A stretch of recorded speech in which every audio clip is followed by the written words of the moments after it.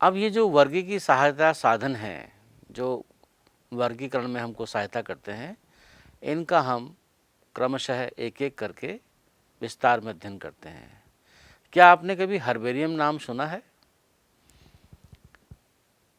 Herbarium दरअसल में वनस्पति संग्रहालय में पौधों के एकत्र नमूनों को कागज की शीट पर सुखाकर और इन शीटों को विश्वव्यापी मान्य वर्गीकरण प्रणाली के अनुसार व्यवस्थित करते हैं। ये नमूने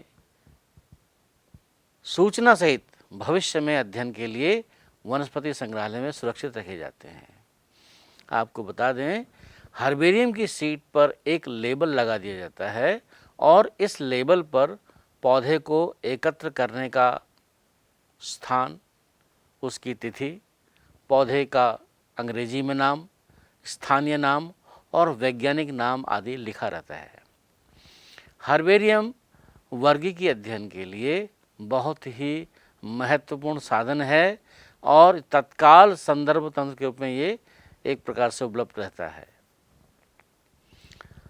आपको हर्बेरियम में मैंने जो कुछ बातें बताई हैं उसको प्रैक्टिकली करने के लिए, उसको क्रियात्मक रूप से करने के लिए आप एक कार्य कीजिए, अपने आसपास के कुछ जंगली पौधों के नमूनों से हर्बेरियम शीट बना लें।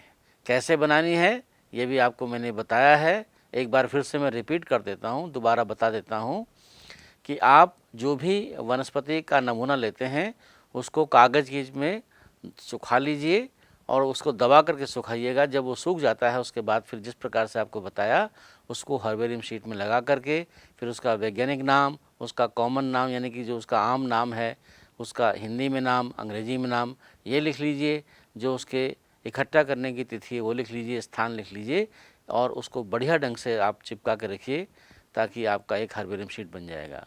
तो मैं ये उम्मीद करता हूँ कि आप ये हर्बेरियम शीट ज़रूर बनाएंगे और एक क्या आप कई सारी बनाइए और उसको फ्रेम करके अपने सर को दिखाइए, अपने स्कूल में दिखाइए और अपने घर में लगाइएगा। एक और साधन है वनस्पति उद्यान। इनको सामान्यतया अंग्रेजी में बॉटनिकल गार्डन कहा जाता है। इन विशिष्ट उद्यानों में संदर्भ के लिए जीवित पौधों का संग्रहण होता है। इन उद्यानों में पौधों की स्पीशीज़ को पहचानने के लिए उगाया जाता है। प्रत्येक पौधे पर लेबल लगा रहता है और उस लेबल पर वनस्पतिक नाम या वैज्ञानिक नाम लिखा होता है। इसके अलावा उसके कुल का नाम लिखा रहता है। आपको मालूम है आपके आसपास कोई बॉटनिकल गार्डन है या कभी आप किसी बॉटनिकल गार्डन में गए हों, किसी वनस्पतिक उद्यान में कभी गए हों? चलिए हम बताते हैं आपको। जो विश्व का सबसे प्रसिद्ध बॉटनिकल गार्डन है वो क्यू नाम से है और वो इंग्लैंड में स्थित है। भारत में जो बॉटनिकल गार्डन है, एक तो इंडियन बॉटनिकल गार्डन हावड़ा पश्चिम बंगाल में है, कलकत्ता के पास, और दूसरा है नेशनल बॉटनिकल रिसर्च इंस्टीट्यूट, ये जो कि लखनऊ में है उत्तर प्रदेश के अंदर। उत्तर प्रदेश में ही एक और नया बॉटनिकल गार्डन बना है, जो नोएडा है, वहाँ पर एक नया बॉटनिकल गार्डन वनस्पतिक उद्यान बना है। कभी आपको मौका लगता है तो आप भारत में स्थित इन वनस्पतिक उद्यानों को देखने का अवश्य प्रयास करें। तो इस प्रकार से आप इन वनस्पतिक उद्यानों में अवश्य जाइएगा और नाना प्रकार के पौधों के बारे में सूचना एकत्रित करिए। आपको बहुत अच्छा लगेगा। इसमें क्या होगा, आपकी पिकनिक की पिकनिक हो जाएगी और आपका शैक्षिक ज्ञान भी संवर्धित होगा। एक और साधन की बात करते हैं, संग्रहालय। आपने म्यूजियम सुना होगा, अंग्रेजी में म्यूजियम कहते हैं। ये संग्रहालय प्रायः शैक्षिक संस्थानों जैसे विद्यालय और कॉलेजों में स्थापित किए जाते हैं। हो सकता है आपके आसपास के विद्यालय में हो, आपके विद्यालय में हो, तो आप ज़रूर देखिएगा। इन संग्रहालयों में अध्ययन के लिए परिरक्षित पौधों तथा प्राणियों के नमूने होते हैं। परिरक्षित समझते हैं ना आप, उनको सुखा करके, पौधों को सुखा कर, जैसे हर्बेरियम शीट आपको बताई है, इसी प्रकार से उनको विभिन्न प्रकार के नमूनों में रखते हैं और प्राणियों को परिरक्षित घोल में डाल करके जारों में रखा जाता है और उन जारों पर फिर लेबल लगा दिया जाता है उस जीव का नाम, उसका वैज्ञानिक नाम, जोलॉजिकल नाम, और इस प्रकार से वो संग्रहालय में रखे जाते हैं। कीटों को एकत्र करके अब कीटों को कैसे एकत्र किया जाए? अब कीटों को, कीड़े तो बहुत होते हैं, तो क्या उनको मारना चाहिए? आपका मन क्या कहता है, किसी को मारना चाहिए क्या? तो मारना नहीं चाहिए। कई बार कहते हैं कि भाई कीटों को मारने के बाद जो है पिन लगा कर रख लीजिए, लेकिन मैं इस बात से इत्तेफाक नहीं रखता हूँ। मेरे विचार से जब कीट मर जाता है या कीट को किसी वजह से मर गया है, तो उसको आप उठा करके डिब्बे में पिन लगा कर रख लीजिए।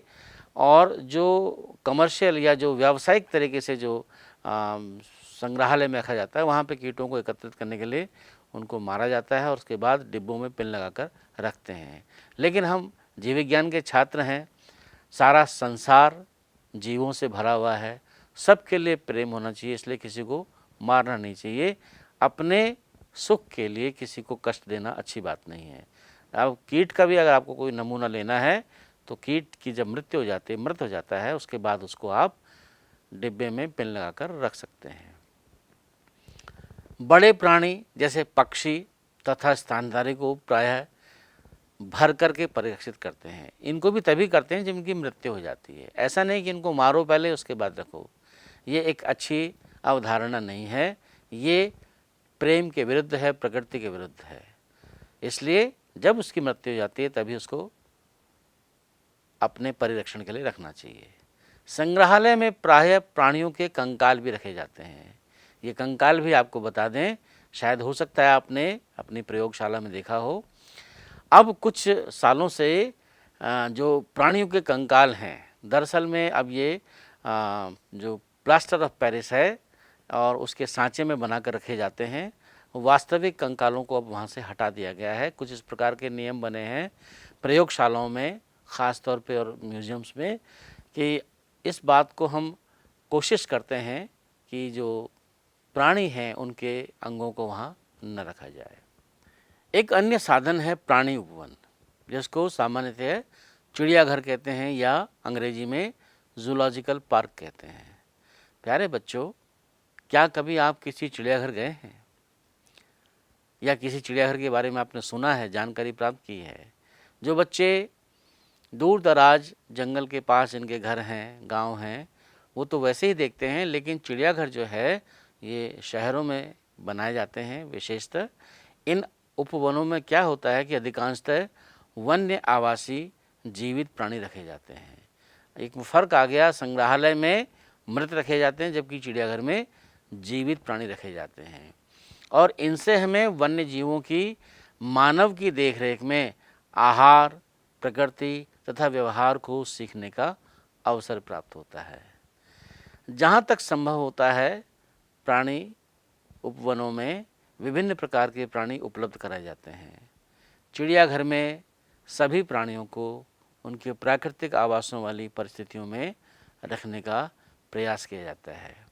तो जब कभी मौका लगेगा आप चिड़ियाघर अवश्य जाएंगे। और चिड़ियाघर जब जाएंगे तो पिकनिक के साथ साथ आप विभिन्न प्रकार के जानवरों के बारे में वहाँ लिखा होता है, उनके व्यवहार को देखिए, उनको समझिए और उसके बाद घर आकर के उसके ऊपर एक अपना छोटा सा एक पैराग्राफ लिखिए, एक छोटा सा उसमें अपना जो भी आपको मन में उनके उद्गार व्यक्त होते हैं आपके, उनको लिखिएगा।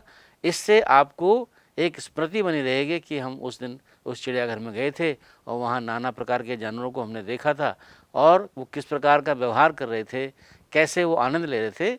इसको देख करके आप उनके बारे में लिखिएगा। वर्गीकीय विज्ञान या वर्गीकरण विज्ञान में एक और साधन है जो कि बहुत ही महत्वपूर्ण है। शायद आप पहली बार नाम सुन रहे होंगे, उसको कहते हैं कुंजी अथवा चाबी। अंग्रेजी में इसको की कहते हैं। और कुंजी अथवा चाबी का प्रयोग समानताओं तथा असमानताओं पर आधारित होकर के पौधों तथा प्राणियों की पहचान में किया जाता है। ये कुंजी विपर्यासी लक्षणों यानी कि एकदम विपरीत लक्षण, जो प्रायः जोड़ों के रूप में, युग्मों के रूप में होते हैं और उनको हम युग्मित कहते हैं, इनके आधार पर ये होती हैं। कुंजी दो विपरीत विकल्पों को चुनने को दिखाती है आपको विकल्प दिखाती है कि या तो ये विकल्प लीजिए या ये विकल्प लीजिए, दो विपरीत विकल्प होते हैं। जैसे फॉर उदाहरण के लिए मैं आपको बताता हूँ कि मान लीजिए आपने एक पौधा देखा और उस पौधे को आपने पहचानना है एक वैज्ञानिक की तरह, तो वहाँ पर दिया होगा कि क्या यह झाड़ी है, क्या यह शाख है। अर्थात अगर वो शाख के रूप में है तो उस पर आप टिक कर देंगे, उस पर निशान लगा देंगे। यदि वो झाड़ी के रूप में है तो आप उसको लेंगे। यानी बिल्कुल दो विपरीत, जैसे झाड़ी में कांटे हैं, झाड़ी में कांटे नहीं हैं, इस प्रकार से विपरीत विकल्प दिए होते हैं। तो उनको चुन करके हम इस प्रकार से प्राणियों का वर्गीकरण करना प्रारंभ करते हैं। तो होता क्या इससे, इसके परिणाम स्वरूप एक को मान्यता तथा दूसरे को अमान्यता प्राप्त होती है। अर्थात एक को हम मान लेते हैं और दूसरे को हम नहीं मानते हैं। तो इस प्रकार से हम किसी भी जीव का, चाहे वो पौधा है या जीव है, उसके विभिन्न लक्षणों को हम मान्यता और अमान्यता के आधार पर हम उनको पहचान करते हैं और फिर उसके बाद फिर उसका उस पहचान से वर्गीकरण में हमको सहायता मिलती है। कुंजी में प्रत्येक कथन मार्गदर्शन का कार्य करता है। अर्थात अगर ना है वो भी मार्गदर्शन कर रहा है, हाँ है वह भी मार्गदर्शन करना है।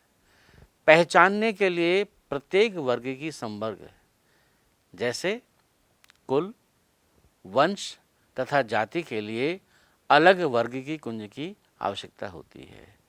इसलिए कुंजी का आप विशेष अध्ययन करें। परीक्षा में कुंजी के ऊपर प्रश्न आते हैं, इस बात का आप ध्यान रखेंगे।